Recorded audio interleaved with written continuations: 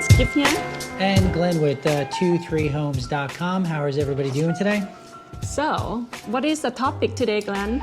What are the 5 most value-oriented projects you could do in your house to increase the overall value? In other words, what I mean by value is the lowest cost that gives you the biggest bang for your buck. And the first one is painting. You always want to paint the house. So having neutral colors, kind of light grays, or just a kind of off-white type of color is always a great way of doing it. The second thing is?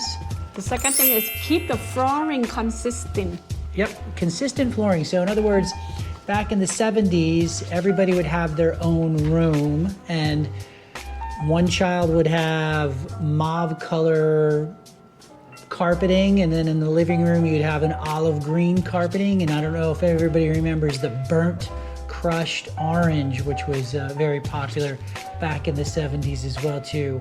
It's funny because you remind me of when I show the home, you know, sometimes we walk in through the house, we saw, oh, beautiful main level, but if you go upstairs, there are different hardwood floor color. Yep. Or even the basement. Yeah. Because they're remodeling different town. So my best recommendation is when you are planning to do the flooring, make sure you buy enough material, right? Correct. Yeah. Yeah, and the right attitude is don't, and I know a lot of people do this because they're maybe stubborn, it could be the word some clients have used. Don't say, okay, I want to make this house my own, I'm going to do everything for myself. Think into the future. Maybe, you know, if you put in crown molding, you know, don't put in Victorian crown molding. If you really like it, compromise and maybe put in kind of a semi-modern or contemporary crown molding. Yeah, because a lot of people like to do their own remodeling, which I understand. I mean, you own your home, you want to be your own comfort zone, but think about long-term investment, right? You know, especially flooring, it can last very long. Yep. It can cost more money. Number 3 is? Number 3 is, this is my favorite part. I love cooking, right? Bright the kitchen is really amazing. So yeah, enjoyable. So most kitchens, and this is, we're being kind of generalized here. So most kitchens, the overwhelming majority of the houses, by the way, were built in the late 50s and 60s. That's when the baby boomer era. So a lot of those kitchens are smaller kitchens, and the only way to make them look bigger and more spacious is by using white colors. What you want to use also is hardware accents. So if you decide to use maybe subway tiles as the backsplash, maybe you want to use black knobs on the drawers, or if you use kind of a New York glass type of backsplash, you want to use like a brushed satin knobs or levers in order to be able to operate the doors. The second part of the kitchen gift is? Well, I want to go back to the kitchen because this is really a key selling point, and also in the same time, most people love to spend time in the kitchen, right? And the kitchen is really, if you think about upgrade the kitchen, I mean, again, you know, don't just think about yourself, think about long-term resale, and also the design why. It's so hard if you already done some improvement and cost more money. Look at the magazine or some type of website that you like, you know, what is your imagination before you really start the project, right? So that's very important, like I mentioned, not a little thing, you know. So hold on for a second. So what Gift said is kind of interesting. Yeah, finger through some magazines or go down to your local hardware store. They have a lot of different pictures of the inside of kitchens, and then pick out a kitchen that you like and say, I want something that looks like this, and they'll design it for you. The second part of the kitchen though is appliances. Right, that's number 4. We talk about number 4 now. So replace date, countertop or appliance. Correct. Right? So here in the DC area, and it depends upon where you're at, right? So the levels of countertops go as follows. You've got Formica, which is a wood foundation, would push the Formica on top. The one above that is called Corian. Corian is kind of like an epoxy, but it's molded and shaped however you want to do it. And what the nice thing about Corian is that the sink is actually part of the counter, so it's all one contiguous piece.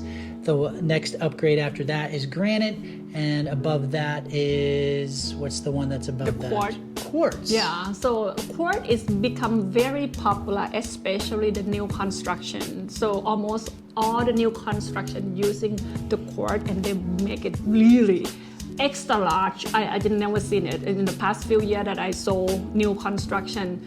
I was just like, oh my God, this giant countertop is really outstanding, which, you know, is open concept, right? Because most people right now, they don't have, or maybe an option to have a dining area, but most people spend time in the kitchen, cooking and entertain. So that's why the idea of the large countertop is really a good thing to do. So now we up to number 5. So number 5 is? Hiring a professional cleaning for your bathroom. You're reading. I got it all memorized. So here's the thing with your bathroom. It's People funny. go into bathrooms and they don't want to see hair. They don't want to see mildew. They don't want to see black mold, what have you. So there's a couple things that you can do without having to redo your entire bathroom. One is obviously paint the walls and clean it up. But there's special chemicals out there that you could use to clean your grout. Now, if you're not as ambitious, there's a lot of companies out there that specialize in grout cleaning. So what they do is they kind of acid wash the grout first to get it nice and white, and then they have a special paint that they'll paint that matches the actual grout, and then they'll seal it for you. So having nice clean grout is a great place to start. It really brightens it up, and it gives the impression that everything else in the house is clean and meticulous as well too. Yeah, so as you know, this is just a very simple 5 idea to get your home ready and get your home bright, and doesn't have to invest the whole thing. However, you can enjoy it. I always tell my client, just don't really do for selling, right? Because when people do improvement for selling, most likely they want to do like very cheap and do it for sale, things like that. But if you do it for yourself and you enjoyed it before you sell, guess what? You're done with this, right? Now you move on to the next project. It's more challenging. Let the next owner enjoy your design, right? So if you'd like to get some more idea like this, we have a team that can help you. We have even the designer, the contractor. We work with like many different levels, with the price wise, we can guide you to the process.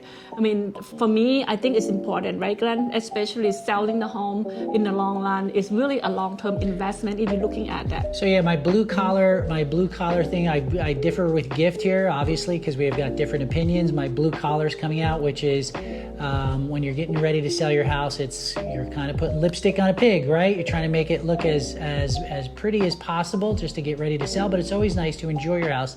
The second one, for those that are a little bit more sophisticated, college, MBA, it's ornamentational versus functional. So ornamentational stuff, as long as it's with good taste, can go a long way when you get ready to sell your house. Yes, and people appreciate that too. When they come in, they see that you invest a lot more, nice material. Correct. So what are the 5 things in order to fix up your house when you're getting ready to sell that give you the best value and the biggest bang for your buck? Number 1 is painting. Number 2 is flooring. Number 3 is bathroom. No, brighten up the kitchen. Oh. Number 4 is appliances and countertops, and number 5 is brighten up the bathroom. Yes, so I jump up that. Anyway, call us if you have any question or help with guide with any type of remodel, helping you sell the home or prepare the home for sale. And remember to follow us on 23homes.com, 23homes.com.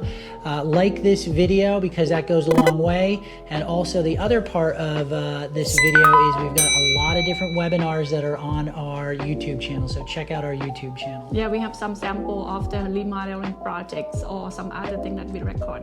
Follow us and like and subscribe. See you again next time. Bye.